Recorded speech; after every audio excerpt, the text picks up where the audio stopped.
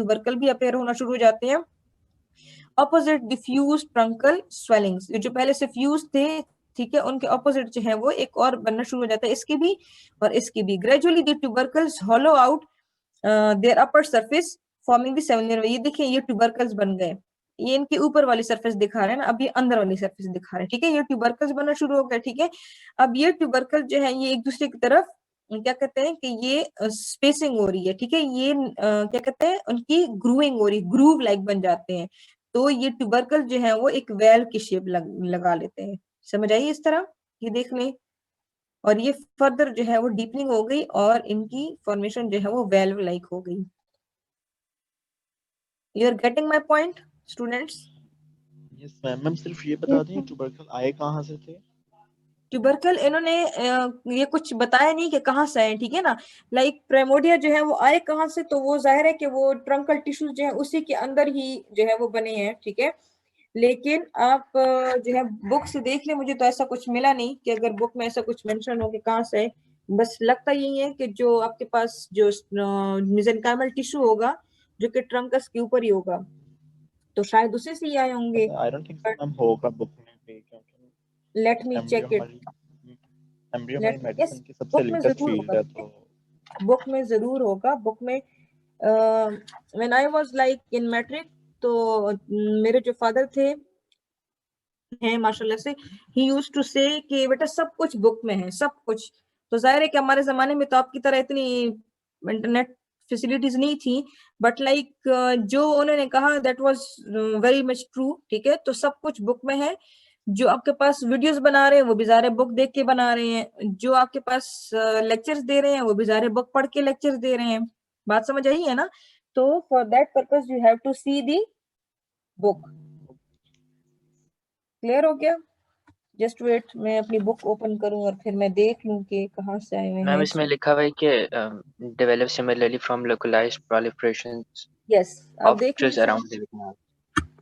When partitioning of the truncus is almost complete, primordial becoming a third tubercle। मेरे पास लैंगमैन है actually ना, और इसमें कुछ ऐसा नहीं लिखा हुआ कि कहाँ से आने, बट मे भी आपके पास जो KLM होगा तो उसमें शायद मिला होगा। मेरे पास यस मैम, ऐसा कुछ नहीं है, ठीक है। इसमें लिखा हुआ है कि from the localised proliferation of tissues around the canal। ठीक है, गुड। आपके पास शायद आपके पास लैंगमैन है। नो मैम, केरला में लिखा हुआ है। अच्छा ठीक है, वेरी गुड। फिर KLM में होगा। मेरे पास लैंगमैन की है एडिशन नंबर 13, उसमें ऐसा कुछ नहीं है। तो लोकल प्रोलिफरेशन का यही मतलब है ना कि जो ट्रंकल टिश्यू है ये वाला, ये पूरा का पूरा इसी से ही जो है अपने मेसेंकाइमल टिश्यू से जो है वो ये ट्यूबरकल्स बन रहे हैं। जाहिर है ये देखिए ना, ये आपके पास क्रॉस सेक्शन में नजर आ रहा है, तो ये कहाँ से आ रहे हैं, ये यहीं से अंदर से ही मतलब जो है वो इमर्ज हो रहे हैं, ठीक है ना।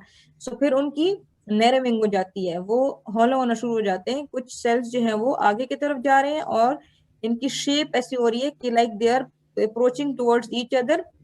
एंड जो इनके जो सेंटर है दे आर लाइक डीपनिंग, ठीक है। तो डीपन आउट होके और इनके जो बिल्कुल जो आउट ग्रोथ है वो थिन आउट हो जाते हैं and they are converted into valves, ठीक है।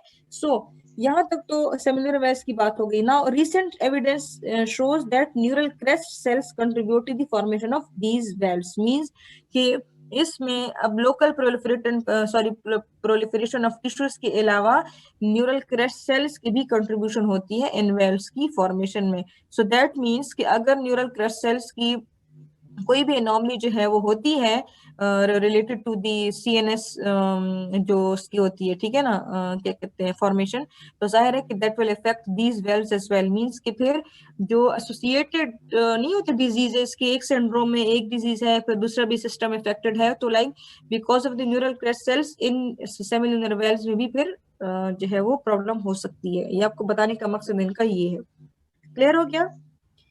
अच्छा, this was all about the formation of septa, and now we will be going towards the we are just having 1 hour, ठीक है। तो मैं जल्दी जल्दी पहले उसकी तरफ जाऊं आयोटिक आर्चिस की तरफ, बिकॉज वो थोड़ा सा मुझे ऐसा लगता है कि वो थोड़ा रट्टा टाइप है, उसमें ज्यादा इतना कुछ समझाने वाला नहीं है। Yes ma'am. तो क्या ख्याल है? फिर उसके बाद मैं आपके पास डिफेक्ट्स पे आती हूँ। और जो आपके पास वो है क्या कहते हैं वीनस सिस्टम है, वो आप लोग खुद पढ़ लेंगे कि नहीं, क्योंकि मेरे पास इतना टाइम शायद नहीं होगा कि मैं आपको एक वीडियो का लिंक जरूर भेज दूंगी कि उसमें आप डिटेल से पढ़ सकते हैं या देख सकते हैं, मे बी कि मैं आपको उसका जल्दी जल्दी में बता भी सकूं। पढ़ाया हुआ है आपको, लेक्चर में अवेलेबल है उसकी। वेनस सिस्टम कौन सा? जो आपके पास एक तो वेस्कुलर वो है ना, डेवलपमेंट है।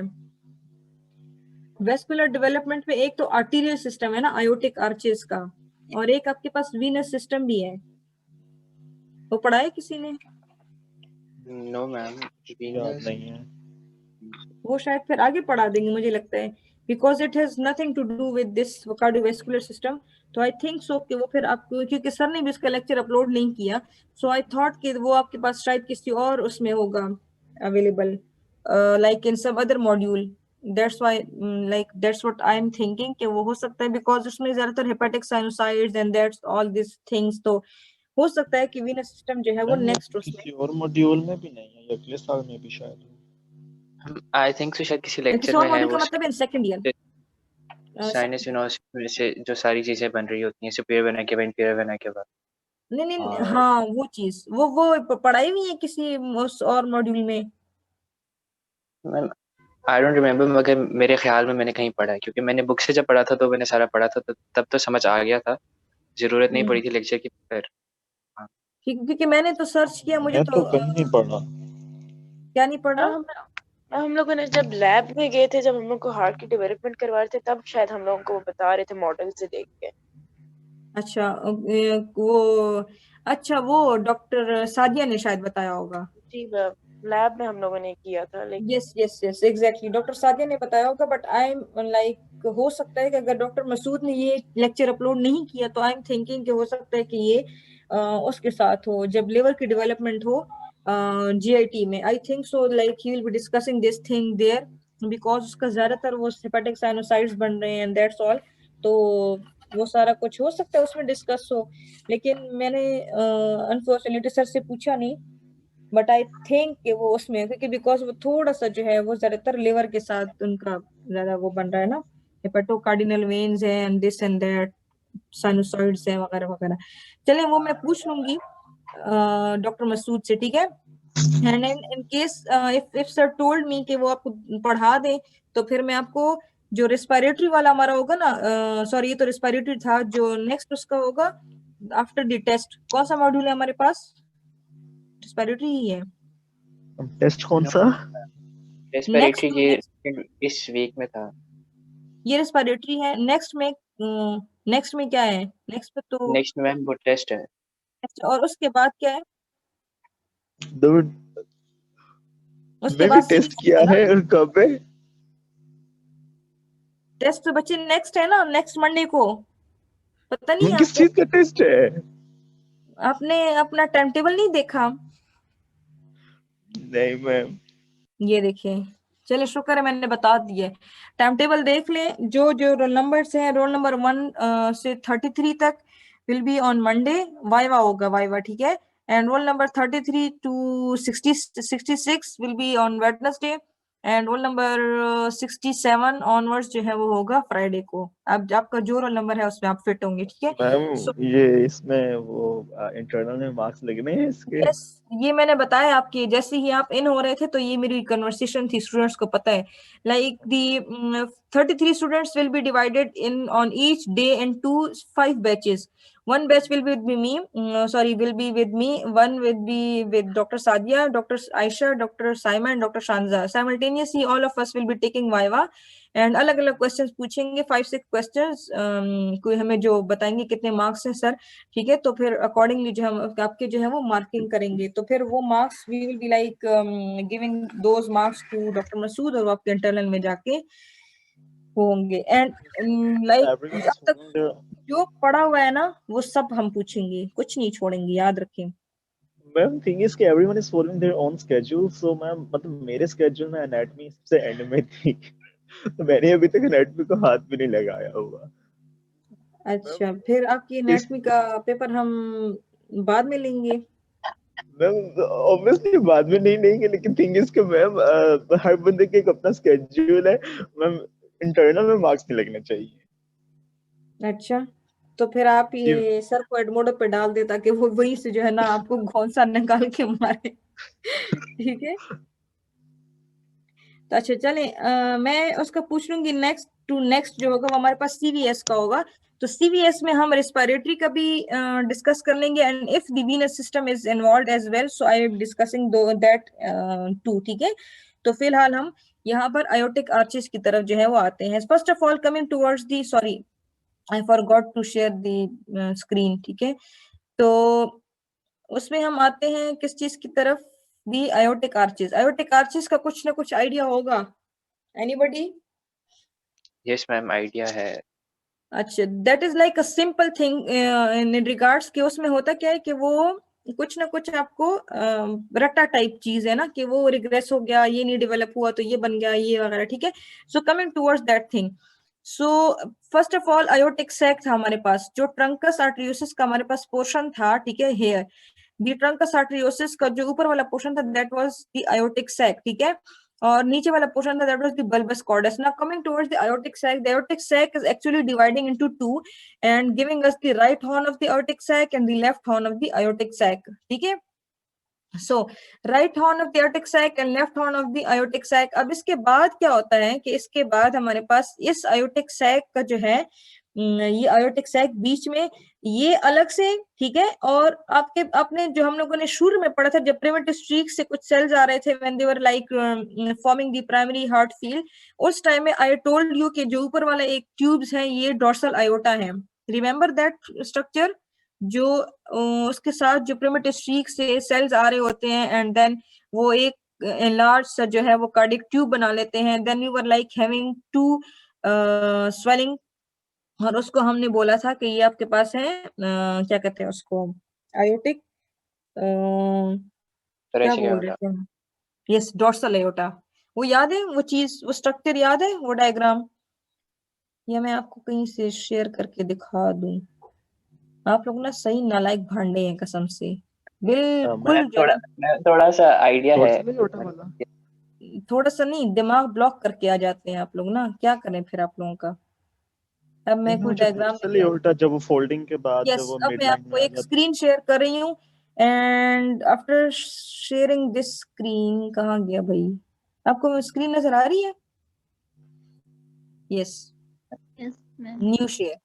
न्यू शेयर में सी दिस डायग्राम। अब आपको एक एक चीज जो है लाइक दिस नजर आ रहा है, ये वाला, these are the endocardial tubes, जो हमने ये वाला स्ट्रक्चर पढ़ा था, एंडोकार्डियल ट्यूब्स। अब इसके बैक पे ये देखिए, ये छोटे छोटे डोर्सल आयोटा है, नजर आ रहे हैं? डोर्सल आयोटा इतना मोटा मोटा लिखा हुआ है, ये जी मैं नजर आ रहे हैं? ठीक है, अब इसके बाद ये जाएगा कुछ इस तरह। अब यहाँ एंडोकार्डियल ट्यूब बन जाएगी। हमने मायोकार्डियम ये वाला भी हम लास्ट लेक्चर में डिवो कर थे, डोर्सल मेसोकार्डियम की भी मैंने स्टोरी बताई थी क्या एंड में क्या बनता है। फिर सॉरी ये हमारे पास फोरगट की फॉर्मेशन हो रही है, और उसके बैक पे ये डोर्सल एयोटा 1 और 2, एक राइट साइड पे होता है और एक लेफ्ट साइड पे डोर्सल एयोटा जो है वो फॉर्मेशन हो रही है। सिमिलरली इस डायग्राम में भी देख लें कि ये आपके पास है पेरिकार्डियल कैविटी, ये पूरी की पूरी। ठीक है, और ये आपके पास हार्ट ट्यूब बन रही है, एंडोकार्डियल ट्यूब बन रही है, और इस साइड पे जो है ये आपके पास डोर्सल आयोटा प्रेजेंट है। ये देखिए, ये डोर्सल आयोटा ऊपर लिखा हुआ भी है, डोर्सल आयोटा नजर आ रहा है। सो अब हमने इस डोर्सल आयोटा का कनेक्शन बनाना है इस आयोटिक सैक, ये आयोटिक सैक है। ठीक है, इस आयोटिक सैक के साथ एक डोर्सल आयोटा का कनेक्शन बनाना है, और वो कनेक्शन बनेगा तो उस वक्त हमारे पास आर्चेस बनेंगी। ठीक है, and all of these arches जो उसकी है फॉर्मेशन जो हो रही है वो किसके अंदर बन रही है, किसके अंदर बन रही है भाई वो arches? Ma'am aortic sac. Trunk. Yes ma'am. नहीं, हॉर्न आर्चेस, राइट। आर्चेस किसके अंदर बन रही हैं? वो कौन सा स्ट्रक्चर है जिसके अंदर ये सारे आर्चेस की फॉर्मेशन हो रही है? यहाँ से aortic देखें, roots. चलिए छोड़ दे, बताना छोड़ दे, मैं खुद बता रही थी। ठीक है, when pharyngeal arches form during the 4th and 5th weeks of development, each arch, जब pharyngeal arches बनती है ना, ठीक है, वो जो हेड एंड नेक की फॉर्मेशन में होती है। ठीक है, each arch receive its own cranial nerve and its own artery। जब pharyngeal arches बनती हैं, ठीक है, तो उसमें आपके पास हर एक आर्च की अपनी cranial nerve भी होती है और अपनी एक आर्टरी भी होती है। अब जो आर्टरी है वो आती कहां से? These arteries the aortic arches arise from aortic sac. अब ये जो आर्चेज होती है ना, आयोटिक आर्चेज, जो कि ये स्पेसिफिक आर्टरी देती है हर फेरेंजियल आर्च को। फेरेंजियल आर्चेज वो है जो कि आपके हेड एंड नेक की फॉर्मेशन में हेल्प करते हैं। मैं आपको कंफ्यूज नहीं करना चाहती, वो उसमें अलग अलग मसल्स होते हैं, अलग अलग बोन्स बनती हैं। तो फर्स्ट फेरेंजियल आर्च क्या दे रहा है, कौन सी बोन, कौन से मसल्स एक्सेट्रा, वो आप आगे जाके हेड एंड नेक में इंशाल्लाह जब सेकंड में पहुंचेंगे तो पढ़ेंगे, ठीक है। तो उसी तरह जब फेरेंजियल आर्चेज होती हैं तो हर फेरेंजियल आर्च की एक नर्व होती है और एक आर्टरी होती है। तो वो नर्व तो हम बाद में पढ़ेंगे कहाँ से आती है।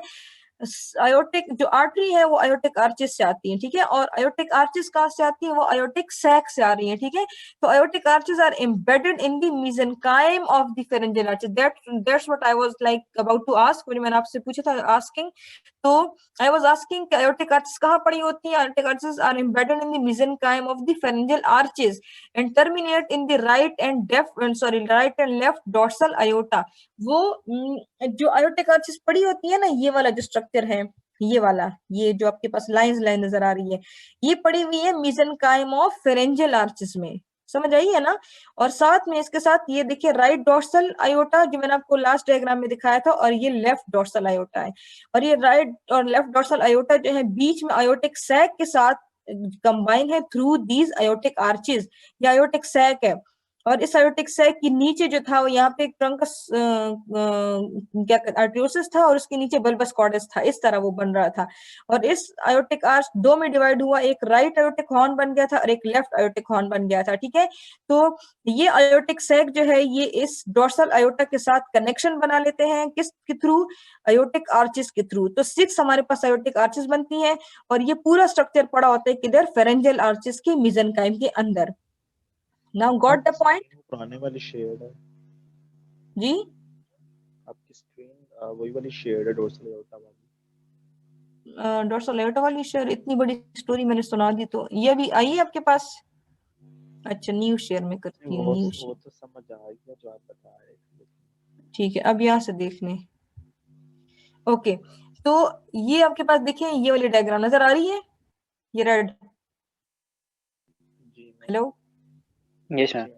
ये Yes, ठीक ma'am. है। ये बीच में जो है ये आयोटिक सैक है, ये वाला ये आयोटिक सैक है, और ये लेफ्ट आयोटिक हॉर्न है, ये राइट आयोटिक हॉर्न है, ठीक है ना।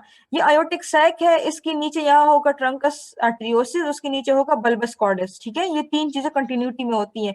आयोटिक सैक हमने पढ़ा कि 2 में डिवाइड हो रहा है, एक राइट आयोटिक हॉर्न में और एक लेफ्ट आयोटिक हॉर्न में, क्लियर। उसके बाद राइट साइड पे राइट डोर्सल आयोटा और लेफ्ट साइड पे लेफ्ट डोर्सल आयोटा।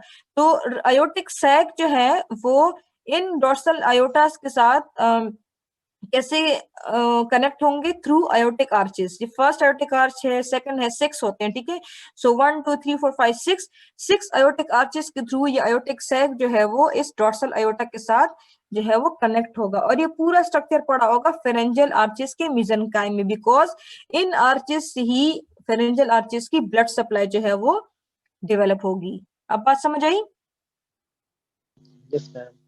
अब यहाँ से देख लें, ये देखिए ये साथ में जो डायग्राम है ये आपके पास है हार्ट के साथ आयोटिक सैक है, आयोटिक सैक के साथ आयोटिक आर्चेज निकल रही हैं, और ये पीछे जो है वो डोर्सल आयोटा है। तो इसके साथ ये हार्ट आयोटिक सैक के अटैचमेंट है इस डोर्सल आयोटा के साथ थ्रू दीज आयोटिक आर्चेज। अब बात समझ आई किस तरह से एमुलेट के साथ कनेक्ट होता है, ठीक है। और ये पूरा मैम जो जी बच्चे, जो फेरेंजियल आर्चेज होती हैं उनके हाँ जी। उनके साथ जाके ये कनेक्ट करती हैं जो ये बन रहे हैं। नहीं फेरेंजियल आर्चेस कनेक्ट नहीं करती, फेरेंजियल आर्चेस के मेसेनकाइम में पड़ी होती हैं ये पूरा स्ट्रक्चर, उसके मेसेनकाइम में पड़ी होती है, उसके साथ कनेक्शन कोई नहीं होता। ये जो आर्चेस हैं भी फर्दर जब रिग्रेस होंगी ना तो अपने अपने अलग अलग फेरेंजियल आर्चेस को अलग अलग आर्टरीज सप्लाई करेंगी। तो वो आपको समझाने का मकसद है कि पड़ी ही वहां पर, पड़ा ये स्ट्रक्चर वहां पर होता है, because they have to like supply the arterial supply to the respective pharyngeal arch. ये बात समझाने की थी, समझ आई ओके है, मैम। ठीक है। Yes ma'am. अच्छा, now coming towards during further development this arterial pattern becomes modified and some vessels regress completely. These arches and vessels appear in the cranial to caudal sequence and not at once, ठीक है। ये arches जो हैं ये cranial to caudal sequence में जो है वो formation की हो रही होती है।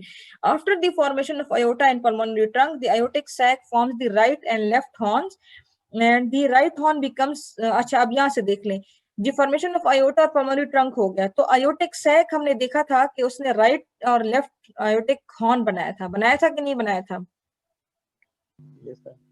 ठीक है, तो अब जो राइट आयोटिक हॉर्न है it will be developed into the brachiocephalic artery, और जो लेफ्ट हॉर्न है it will become the proximal part of the aortic arch, ascending part of the arch of aorta. Got that? कि जो right aortic horn थी, right side पे जो जा रही थी, वो राइट ब्रेकियोकेफेलिक आर्टरी बन गई, ठीक है, और जो लेफ्ट वाली थी वो आपके पास ascending part of aortic arch बन गई। यहां से देख लें इस डायग्राम को, ठीक है, ये जो राइट आयोटिक हॉर्न था ये राइट ब्रेकियोकेफेलिक आर्टरी बनाएगा, और ये जो लेफ्ट वाला था ये ascending part of the aortic arch बनाएगा। Got that? हमने हॉर्न्स को डिफाइन कर लिया कि हॉर्न से हमें क्या मिला। अब हम आगे पढ़ेंगे, ये इसकी फर्दर डायग्राम है, तो आर्चेस दिखा रहे हैं आपको, फर्स्ट आर्च, सेकंड, ठीक है, ये आप बाद में फिर देख लें फर्दर। अब हम यहाँ से पढ़ते हैं कि जो फर्स्ट और सेकंड आर्च है they start to regress by approximately day 27, ठीक है। पहली और दूसरी आर्च जो है ये वाली, ये पहली और दूसरी, फर्स्ट और सेकंड आर्च जो है वो रिग्रेस हो जाएगी by day 27, but the proximal portion of the portion of the first arch will persist as the maxillary artery। जो पहली आर्च बनती है, ठीक है, वो पूरी की पूरी डिजेनरेट नहीं होती, रिग्रेस नहीं होती, उसका कुछ पोर्शन जो है वो मैक्सिलरी आर्टरी बना लेते हैं। मैक्सिलरी आर्टरी आप हेड एंड नेक में जाके पढ़ेंगे, ठीक है। Portion of the first arch, the hyoid and stapedial arteries respectively, ठीक है। So portion of the first arch persist as maxillary artery, hyoid and stapedial arteries respectively, ठीक है, वो सारा ये देते होते हैं। अब बाय डे 29 ये पूरे के पूरे आर्चेस रिग्रेस हो जाते हैं, और थर्ड वाली आर्च थोड़ी बड़ी होती है, फोर्थ और सिक्स आर्चेस स्टिल फॉर्मिंग होती है, जो फिफ्थ आर्च होती है वो बनती है और वो रिग्रेस हो जाती है। फिफ्थ आर्च के कोई डेरिवेटिव्स नहीं है, फिफ्थ आयोटिक आर्च की कोई डेरिवेटिव नहीं है, वो आता है, वो आती है और वो फौरन रिग्रेस हो जाती है, ठीक है ना। सो फर्स्ट आर्च से ये तीनों चीजें बनती हैं, थर्ड लार्ज हो जाती है, फोर और सिक्स स्टिल अपीयरिंग हो रही होती है, ठीक है। Soon the third, fourth and sixth arches all appear large। Third, fourth और सिक्स आर्चेस जो है वो बड़ी हो जाती हैं। Because of the division of the truncus arteriosus the sixth arch are now continuous with the pulmonary trunk with the primitive pulmonary artery present as a major branch. अब जो सिक्स्थ वाली होती है, ठीक है, सिक्स्थ ये देखें, ये आपके पास सिक्स्थ पल्मोनरी, सिक्स्थ क्या कहते हैं आयोटिक आर्च है, और यहाँ पर साथ में यहाँ पर जो बल्बस कॉर्डस वगैरह वगैरह ट्रंक साइटोसिस था उसकी फॉर्मेशन हो गई, तो उसने पल्मोनरी ट्रंक बना लिया। तो पल्मोनरी ट्रंक बना के ये जो सिक्स्थ आर्च है ये उसके साथ कंटिन्यूस हो जाके ये बनाता है हमारे पास पल्मोनरी आर्टरी। ये पल्मोनरी आर्टरी के फॉर्मेशन में हेल्प करता है, ठीक है। आप ये फर्दर देख ले, तो मैं आपको एक वीडियो दिखाती हूँ जिसमें आपको, बल्कि अभी दिखा देती हूँ, जिसमें आपको जरा ज्यादा जो है वो एक्सप्लेन होगा।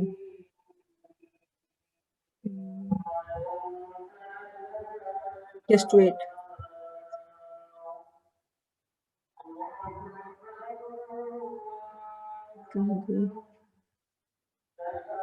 यहाँ से देखो, ठीक है। I will be sharing a new just wait, new share, यहाँ से देख लें। अच्छा, आपको आ रहे हैं आयोटिक आर्चेस की वीडियो नजर आ रही है? Yes ma'am. Okay, now see, ये आयोटिक सैक है, ये डॉर्सल आयोटा है, एक सिंगल वेसल बना रहे हैं। अब आपके पास first, second, third, fourth, fifth और सिक्स्थ आर्चेस बन गए, ठीक है। फिफ्थ रिग्रेस हो गया, फर्स्ट रिग्रेस हो गया लेकिन उसने मैक्सिलरी वगैरह बना दी। सेकंड ने स्टिपिडियल आर्टरी बना दी। थर्ड वाली जो है वो कॉमन कैरोटिड और इंटरलन कैरोटिड का पोर्शन बना लिया, ठीक है।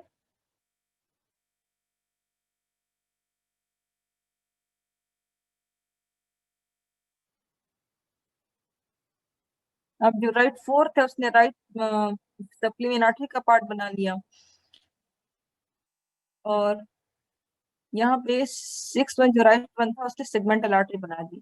तो ये वाला था, ये आर्च ऑफ आयोटा की तरफ चला गया, और ये 6 वाला जो था यहाँ से 7 इंटरसेगमेंटल आर्टरी निकल गई, और यहाँ से ब्रेकियोकेफालिक आर्टरी जो राइट आयोटिक हॉर्न था वो निकल आई। क्लियर हो गया? अच्छा, एक और जो है वो दिखाती हूँ आपको, हिस्ट्री में, like, just wait,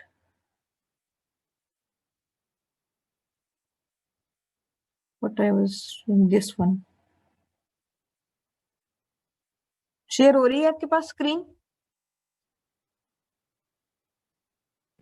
Yes, ma'am. Students?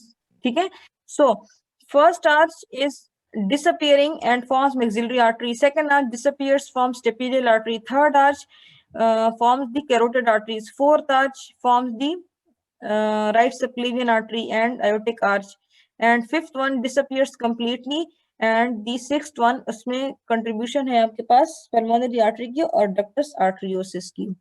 तो ये आपके पास ये सारा का सारा जो है इसकी फॉर्मेशन में ये आपको बता रहे हैं। ठीक है, अच्छा, now coming towards the doctor Masood lecture के सर क्या कह रहे हैं। ठीक है,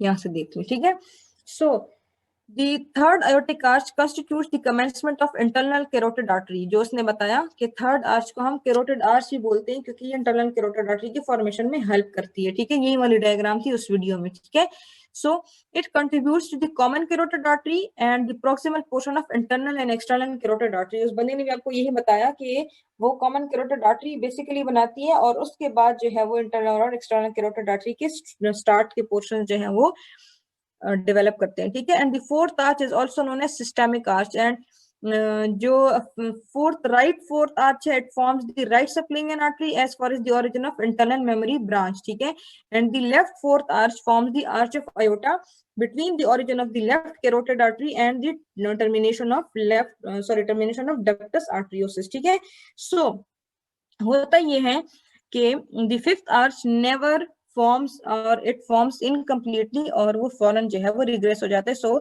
इसकी कोई जो है वो फर्दर क्या कहते हैं डेवलपमेंट नहीं है फिफ्थ आर्च की। ठीक है, सो sixth aortic arch, the proximal part of the sixth right arch persists as the proximal part of the right pulmonary artery। ठीक है, this one is the sixth arch। ठीक है, सो उसका जो proximal part है, it persists as the proximal part of the right pulmonary artery। ठीक है ना, and while the distal section degenerates। ठीक है, जो डिस्टल है वो ये उसकी डिजेनरेशन हो जाती है, और जो प्रॉक्सिमल पोर्शन है वो प्रॉक्सिमल राइट पल्मोनरी आर्टरी बना लेती है, जो कि सिक्स्थ लेफ्ट है। ठीक है, sixth left one, it gives off the left pulmonary artery and forms the ductus आर्टरियोसिस। ये डक्टस आर्टरियोसिस है। ठीक है, तो ये लेफ्ट पल्मोनरी आर्टरी बना लेते हैं, और ये डक्टस आर्टरियोसिस हमने कहाँ पढ़ा था, कोई एक बंदा बताए। मैम वो एओर्टा और पल्मोनरी ट्रंक का जो कनेक्शन है। Exactly, very nice. जो हमने अयोटा और पल्मोनरी आर्टरी का कनेक्शन पढ़ा था, जहां मैंने बताया था कि पीडीए होता है, patent ductus आर्टरियोसिस। So this ductus आर्टरियोसिस is formed by left sixth aortic arch। बात समझ आई अभी? Yes ma'am. ठीक, चलिए, यहाँ से ये सारा का सारा ऊपर डेवलप होके सारा बता रहा है। ठीक है, कुछ इनर्वेशन की भी बन गए हैं, and aortic arches and dorsal aorta after the transformation कि वो उन्होंने क्या क्या बना लिया है। ठीक है, डक्टस आर्टरियोसिस है, और ये आपके पास एक्सटर्नल कैरोटिड आर्टरीज बन गई, इंटरनल कैरोटिड आर्टरीज बन गई, ये कॉमन कैरोटिड आर्टरी है। ठीक है, और ये सारा आपके पास ये स्ट्रक्चर बन जाता है। ठीक है, aortic arches, फिर आपके पास एक ये aortic arches का क्वेश्चन इसलिए इंपॉर्टेंट है because the derivatives of aortic arches comes sometime in the questions or MCQs। ठीक है, they are asked in vivas as well। So first arch forms the part of maxillary artery, second arch form the hyoid and stapedial arteries, third arch common carotid and part of internal carotid, third arch is also called carotid arch। ठीक है, fourth arch, the right fourth arch forms the part of right subclavian artery, the left forms the part of arch of aorta, the fifth one की कोई derivative नहीं है, the sixth one forms the right one distally degenerates and the proximally forms the right pulmonary artery. The left one forms the left pulmonary artery and also ductus arteriosus. After birth ये duct जो है मैंने जैसे बताया कि वो obliterate हो जाता है and it converts into ligamentum arteriosum, and if it is kept on patent it will called patent ductus arteriosus. ठीक है, ये बाकी कुछ चेंजेस हैं कि dorsal aorta between the entrance of the third and fourth arches known as carotid duct is obliterated. The dorsal aorta disappears between the origin of the seventh intersegmental artery and the junction with the left dorsal aorta. ये सारे के सारे आप उसमें पढ़ लें. Sorry, जब मैंने अभी तकरीबन डिटेल पढ़ ली उसकी समराइजेशन है. ठीक है, डक्टस आर्टरियोसिस हो गया जो कि बाद में लिगामेंटम आर्टरियोजम जो है वो बन जाता है. ठीक है, सो ये patent ductus arteriosus one of the most frequent occurring abnormalities. तो उसके बाद नॉर्मल कंडीशन में डक्टस आर्टरियोसिस फंक्शनली होता है, फंक्शनल होता है, but it's functionally close to the contraction of muscular wall just after the birth. ठीक है, and forms the ligamentum arteriosum. तो बाद में ये सारे की सारी चीजें जो है वो होती हैं. ठीक है, so this was all about the lecture. And अब मेरे पास थोड़ा सा टाइम है, so I will be like sharing the, क्या शेयर करूं डॉक्टर मसूद वाला. इसका ना डॉक्टर नजीब ने एक मेमोनिक बनाया हुआ था, आई गेस अगर किसी को हेल्प कर जाए. It was like first make small steps, then call for aortic arch and sleep on lungs. First F मतलब फर्स्ट आर्च जो है आपकी, फर्स्ट मेक, वो मेक से मैक्सिलरी आर्टरी बनता है. First make small step, second small, second जो small है उसका S stands for the second arch. Small step, step से आपका स्पेडियल आर्टरी है, द स्टिपिडियल जो भी था वर्ड. ठीक है, first make small step, then call, then का टी थर्ड है, और कॉल जो है कैरोटिड आर्टरी है. Then call for aortic arch, fourth वाली सबको पता है वो एयोर्टिक आर्च में कंट्रीब्यूट करती है. देन कॉल फॉर फिफ्थ वाली आप सबको पता है वो खत्म हो जाती है. ठीक है, then call for aortic arch हो गया, एंड स्लीप ऑन लंग्स, और आपकी सिक्स जो है वो लंग्स को जाती है. ठीक ठीक, सही सही. ये अगर आप अपने व्हाट्सएप ग्रुप में पोस्ट कर दें हो सकता है इट मे हेल्प समवन ना. ठीक है, अच्छा, coming towards the abnormalities of the heart. ठीक है, एब्नॉर्मलिटीज में VSDs हैं. ठीक है, वेंट्रिकुलर सेप्टल डिफेक्ट है जो हमने पहले आपको बताया. सॉरी, ठीक है, as soon as the baby takes its first breath the pressure in the lungs and the right side of the heart starts to decrease. तो जाहिर है कि राइट साइडेड प्रेशर और लंग के प्रेशर में डिफरेंस आ जाता है. they get decreased. ठीक है, this process is slow and usually takes about 2 to 4 weeks of time for the pressure in the lungs to reach to the normal level.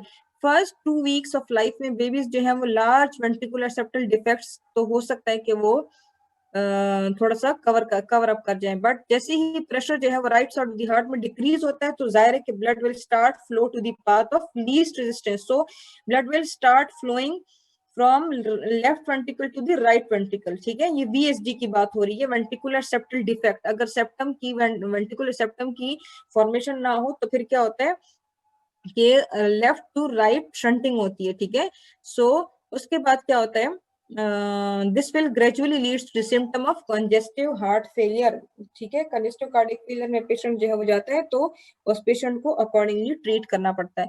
So ventricular septal defects involving the membranous or muscular part of the septum are the most common congenital malformations occurring as isolated condition in 12 to 10,000 births. ठीक है, 80% जो है वो muscular reason में problem होती है और उसी के साथ रिजॉल्व हो जाती है as the child is in growing age. ठीक है, मेम्ब्रेनस जो है that forms a bit serious problem because it is associated with the partitioning of the conotruncal region as well. तो बिकॉज उसका कुछ पोर्शन जो मेम्ब्रेनस पार्ट का जो पोर्शन है वो कुछ जो है वो आ रहा होता है बल्बस कॉर्डस के उससे रिजिस से. याद आ गई मेरी बात? जो उसके अगर वहां से कोई मेम्ब्रेनस पार्ट में कोई डिफेक्ट है तो फिर वो थोड़ा सा सीरियस हो जाता है. ठीक है, नाउ पेटेंट डक्टस आर्टरियोसिस है, सॉरी यहाँ से देखें, पेटेंट डक्टस आर्टरियोसिस जो है ये आपके पास लेफ्ट वाली डायग्राम है और जो राइट वाली है ये great transmission of the great vessels है. ठीक है ना, transportation of the great vessels कैसे है कि कॉमन ट्रंकस आर्टरियोसिस है, ठीक है।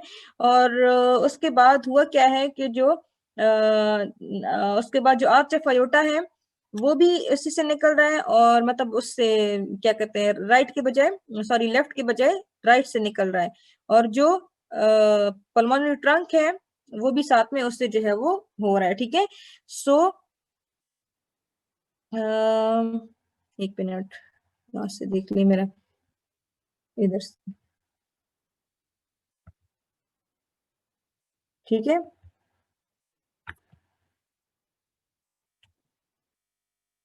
ओके दी यहाँ से एक मिनट,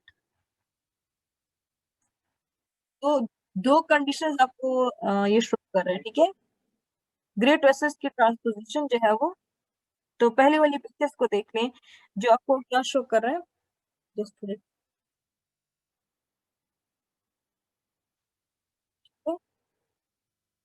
एक स्पाइरल सेप्टम की डिफेक्ट है, तो उसके बाद क्या होगा अगर वो सेप्टम की स्पाइरल ना हो तो फिर क्या होगा स्पाइरल नहीं स्टूडेंट्स? होगा तो आपकी एयोर्टा जो है आपकी वो राइट साइड पे खुलेगी और आपका जो पल्मोनरी आर्टरी है वो दूसरी साइड पे खुलेगी। ठीक है, तो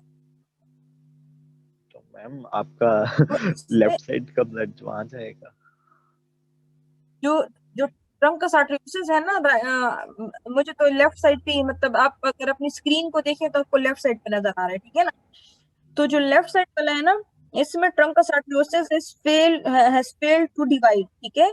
तो आपको क्लियर कट अलग सेप्टम बना ही नहीं है, बात समझ आई है ना।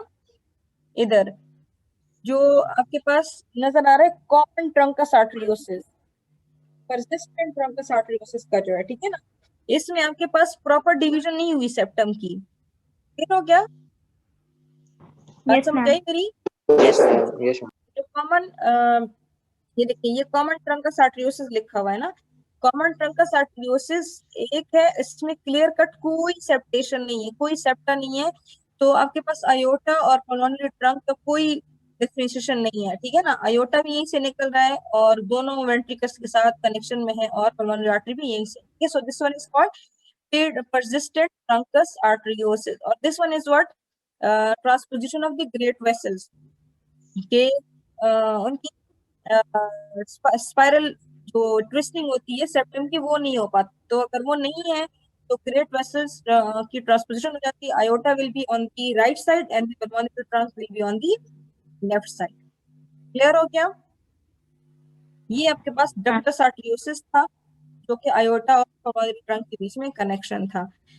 सो persistent truncus इस पिक्चर arteriosus में results मसला in the था ना जी बच्चे। मैम, इस पिक्चर में मसला था ना क्योंकि लेफ्ट वाली जो थी वो कॉमन ट्रंकस आर्टेरियोसिस की थी, जो राइट वाली थी उसी के अंदर पेटेंट डक्टस आर्टेरियोसिस भी था और ग्रेट वेसल ट्रांसपोजिशनिंग भी थी। राइट वाली के अंदर ही था ना वो। उससे पेटेंट डक्टस आर्ट वो तो मतलब ये जो पेटेंट डक्टस आर्टरियोसिस है ना वो नहीं, मतलब वो भी है साथ में, लेकिन the basic picture is showing the great vessel transposition. ये वाली आपकी बात बिल्कुल सही है, इसमें कोई मिस्टेक नहीं है, सिर्फ मतलब बताना जो है वो इसमें मेंशन नहीं किया कि डॉक्टर पेटेंट डक्टस आर्टरियोसिस भी है, बट स्टिल हो सकता है कि ये जो है क्या कहते हैं फीटल लाइफ की कोई पिक्चर हो तो इस वजह से पेटेंसी शो की हुई हो, बट इसमें दोनों है, ठीक है। पेटेंट डक्टस आर्टरियोसिस भी हैं और इसमें transposition of the great vessels भी हैं, ठीक है ना। और इसमें सेप्टम ट्रांसवर्सम की, सॉरी मेम्ब्रेनस पार्ट की वो भी है, उसे क्या बोलते हैं डिफेक्ट। डिफेक्ट भी है, और राइट वेंट्रिकुलर हाइपरट्रॉफी भी है। तो फिर ये क्या हो गया टेट्रोलॉजी ऑफ पैलेट नहीं, एग्जैक्ट वो तो नहीं हो सकता कुछ मैम। ना कुछ, नहीं, नहीं फुल नहीं है कुछ की, मतलब जो इसमें है ना चीजें वो उसकी पूरी हो रही है, ठीक है ना। जैसे पल्मोनरी स्टेनोसिस भी शो हो रहा है, थोड़ा सा पल्मोनरी आर्टरी स्मॉल है as compare to the aorta. अगर मैं वैसे ही जनरल आपको समझाने के लिए कह रही हूँ ना, ठीक है ना, ये थोड़ी सी थिन है, ये थोड़ा सा इसका लुमेन थोड़ा ज्यादा बड़ा है, मैं आपको जस्ट एक वो बता रही हूँ, लाइक एक आइडिया दे रही हूँ, ठीक है ना। तो मैं आपको मतलब ये नहीं कह रही कि ये वाकई टेट्रोलॉजी फेलेट का पेशेंट है, मैं सिर्फ आपको आइडिया दे रही थी, ठीक है, जगा रही थी आपको। क्लियर? अच्छा, तो यहाँ से देख लें transmission of great vessels occur due to failure of conotruncal septum to follow spiral course। एक स्ट्रेट सेप्टम बनता है तो पल्मोनरी आर्टरी जो है वो लेफ्ट पे होगी और आयोटा जो है वो राइट पर होगा, ठीक है ना। सो पल्मोनरी स्टेनोसिस, अब ये टेट्रोलॉजी ऑफ पैलेट है, ठीक है। यहाँ से देखें सेम वही डायग्राम है लेकिन थोड़ा सा यहाँ पे चेंज है, ठीक है। पल्मोनरी स्टेनोसिस है और ओवरराइडिंग ऑफ आयोटा है, यहाँ से देखिए, ठीक है। और इंटरवेंट्रिकुलर सेप्टेक्ट है और हाइपरट्रॉफी ऑफ राइट वेंट्रिकल। मैं उस वक्त आपको सिर्फ आइडिया दे रही थी, ठीक है। और पेटेंट डक्टस आर्टरियोसिस भी है इसमें, उसमें मैम तो खैर देखिए, मैं जाहिर है कि इसीलिए वो बोल था रहा ना, था ट्रांसपोजिशन ऑफ ग्रेट वेसल्स था। अब मैं ट्रांसपोजिशन ऑफ ग्रेट इसीलिए वेसल्स पहले तो इसमें नहीं है ना। ये बच्चे क्या कह मैम रहे हैं आप? इसीलिए पहले पेटेंट डक्टस आर्टेरियोसिस बोल रहा था, बिकॉज सर ने स्लाइड में लिखा हुआ था ट्रोलोजी ऑफ पैलेट में। नहीं, पेटेंट डक्टस आर्टरियोसिस आपकी, मैं ये नहीं कह रही कि आप बिल्कुल गलत कह रहे थे, मतलब like it can occur in some cases as well, but वो उसने जो पूछा था, किसी बंदे ने, किसी स्टूडेंट ने पूछा था कि ट्रांसपोजिशन ऑफ ग्रेट वेसल्स तो उसमें नहीं आता ना टेटोलॉजी ऑफ पैलेट में। मैं उसकी वो पहले बात कर रही की हूँ। बात कर रहा था, चलिए कुछ नहीं। अच्छा, नहीं आप तो सही कह रहे थे, मैं उसको आंसर करना चाह रही थी जो उसने पिछले उसमें पूछा था टॉपिक में, ठीक है। अच्छा, नाउ एक्चुअली बुक में जो KLM है उसके अंदर नहीं लिखा हुआ, because it's tetralogy, so tetra से 4, तो मेजर जो है वो 4 होता है, बट अगर PDI है तो फिर उसके लिए आगे उन्होंने लिखा हुआ नहीं है नहीं, कि वो पेंटा। बाकी में आपकी बात बिल्कुल सही है, मैं ऐसा नहीं कह रही। Yes, ma'am. Patent ductus arteriosus जो है, it is not actually the component of tetralogy of Fallot, means के कुछ केसेस में हो सकता है कि इसमें पीडीए हो, but not in all of the cases. बाकी जो Yes. All of the majority of cases है उसमें ये ऊपर 4 होते हैं। बात समझ Yes, ma'am. आई? तो Yes, ma'am. ये जो सर ने पेंटोलॉजी लिखा है तो ये कोई गलत नहीं लिखा, इट मींस के कुछ माइनर केसेस में this one is has also been found, that's why इसको जो है इस तरह थोड़ा सा टेटोलॉजी के बजाय पेंटोलॉजी कहना चाहिए, that's why sir is like telling you, ठीक है ना। ये मेरा मतलब ठीक था। है, थैंक यू मैम। अच्छा, अनइक्वल डिवीजन है ट्रंकस की, ठीक है। सो पल्मोनरी स्टेनोसिस होके देखें, बहुत ही पतली सी पल्मोनरी आर्टरी है, ओवरराइडिंग ऑफ आयोटा है, ठीक है। साथ में इंटर वेंट्रिकुलर सेप्टल डिफेक्ट है, हाइपरट्रॉफी ऑफ राइट वेंट्रिकल भी है, ठीक है। ये देखिए राइट वेंट्रिकल की वो जो है वो थोड़ी सी ज्यादा है। सो पेटेंट डक्टस आर्टरियोसिस भी है। तो ये हो सकता है कि कुछ केसेस में पेंटा थिंग्स हो और कुछ में मोस्टली केसेस में 4 होती है, बट माइनर केसेस में, माइनॉरिटीज में हो सकता है कि वो पीडीए भी हो, ठीक है ना। That's why. So signs of tetralogy of Fallot, respiratory distress होता है, रैपिड ब्रीदिंग होती है, कैरेक्टरिस्टिक स्वेटिंग पोस्चर होता है, rest to relieve dyspnoea. That मैं आपको यही बता रही थी कि डिस्निया का मतलब है शॉर्टनिंग ऑफ ब्रेथ, ठीक है। सो अपनी शॉर्टनिंग ऑफ ब्रेथ को रिलीव देने के लिए पेशेंट जो है वो ज्यादातर स्वेटिंग पोस्चर में बैठता है, वो लंबे लंबे सांस लेने के लिए। बात समझ आई अभी हो रहा है? मैम नहीं मैम, स्क्वेटिंग पोजीशन से डिस्निया कैसे रिलीव हो? क्योंकि मैम इसका ना एक क्वेश्चन आया हुआ था पास्ट पेपर्स में कि एक पेशेंट था, उसका लेफ्ट हार्ट फेलियर था, कंजेस्टिव हार्ट फेलियर था, जिसकी वजह से पल्मोनरी एडीमा हुआ था। तो उसकी हेड साइड जो थी बेड की, उसको जब हम एलिवेट करते थे तो उसको रिलीव हो जाता, मतलब स्क्वेटिंग पोजीशन वाली बात की थी। लेकिन डिस्निया की, और उसने पूछा होता क्यों ऐसा क्यों होता है, मतलब डिस्निया नहीं क्यों बच्चे, रिलीव होता है? आपने जो बेड साइड आप एक लेटे हुए बंदे का अगर हेड एंड रेस कर देंगे तो that is not like a squatting position, ठीक है ना। उसने कभी भी होगा, उसने आपको मेंशन ये नहीं किया होगा कि उसके लेग्स इस तरह के पोस्चर में थे और वो इस तरह के पोस्चर में था, ठीक है ना। तो बेड जो हेड साइड है उसको रेस करने का ये बिल्कुल मतलब नहीं था कि उसका स्क्वाटिंग पोजीशन थी, ठीक है। वो आपके पास जब आप इंशाल्लाह जाएंगे फर्दर क्लिनिकल क्लासेस में तो आपको कुछ साइंस और वो मिलेंगे कि जैसे हम ये कहते हैं कि ये पेशेंट एक इस तरह है and he is like doing like this, so this is the sign of कि वो एक्यूट पैंक्रेटाइटिस की पेशेंट है, तो वो अपने पेन इस तरह रिलीव कर रहा है। या जो है मतलब कोई बेबी है और वो बार बार अपना जो है ईयर पकड़ रहा है, सो इट मींस कि he is having a pain and ear. तो जो कंजेस्टिव कार्डिक जो फेलियर के पेशेंट्स होते हैं तो वो उनका हम लोग अक्सर कहते हैं कि उनको थोड़ा सा ऊंचा पिलो रखना चाहिए ताकि उनको जो है वो थोड़ा सा हेड एंड रेज हो, ठीक है। तो वो आपको वो एक अलग चीज है, वो इससे बिल्कुल अलग है। बात समझ आई मेरी? उनको हम कहते हैं कि थोड़ा सा ऊंचा पिलो रखा करें। जो जॉर्ड के पेशेंट्स होते हैं उनको भी हम कहते हैं थोड़ा सा तकिया ऊंचा रखा करें ताकि आपका जो है वो हार्ट का लेवल थोड़ा सा ऊपर हो, ताकि आपको वो डिस्निया फील ना हो। वो एक अलग चीज है। ये जो उसमें है वो आफ्टर लाइक जब एक्सरसाइज या ज्यादा मूवमेंट कर लेते हैं तो उसके बाद they acquire the squatting position to take some deep breaths and relieve the shortness of their breath. बात समझ आई है मेरी? जी मैम, थैंक ठीक यू। है। अच्छा, they are having boot shaped heart. तो हसन साहब अभी तशरीफ का टोकरा ला रहे हैं। अच्छा, तो correct, they are having boot shaped heart. या अगर आपको याद है मैंने आपको एक्सरे भी दिखाया था, मुझे कुछ ऐसा याद आ रहा है, ठीक है। और साइनोसिस है, डेवलप्स ग्रेजुअली, और उसमें कुछ सिवियर स्पेल्स भी हो सकते हैं। क्लबिंग होती है फिंगर्स में और टोज में, साइनोसिस भी हो सकती है। और उसके बाद ये सारा सर आपको बता रहे हैं कि उसमें क्या क्या होता है, ठीक है। दैट्स वाई ये आपका पूरा का पूरा लेक्चर था of today. So I hope कि आपके ज्यादातर क्वेश्चन और क्वेरीज जो हैं वो सॉल्व हो गए होंगे रिगार्डिंग दी क्या कहते हैं उसको, डेवलपमेंट ऑफ कार्डियोवास्कुलर सिस्टम। अच्छा, वो जो मैंने आपको एक दफा एक यूट्यूब चैनल का लिंक बताया था, सॉरी उसका नाम बताया था, MBS मेडी लेक्चर्स के नाम से, ठीक है। उसमें जो है वो अभी रिसेंटली एक वीडियो उन्होंने अपलोड की थी रिगार्डिंग दी वीनस सिस्टम। तो मैं सर डॉक्टर मसूद से पूछ लूंगी, अगर doctor Masood if sir told me कि आप वीनस सिस्टम भी करवा लें, then I will be like combining the development of venous system with respiratory system. उसका भी लेक्चर ले लूंगी डेवलपमेंट का, और साथ में वीनस सिस्टम की डेवलपमेंट का भी लेक्चर ले लूंगी। But still so far your embryology of the cardiovascular system is ended.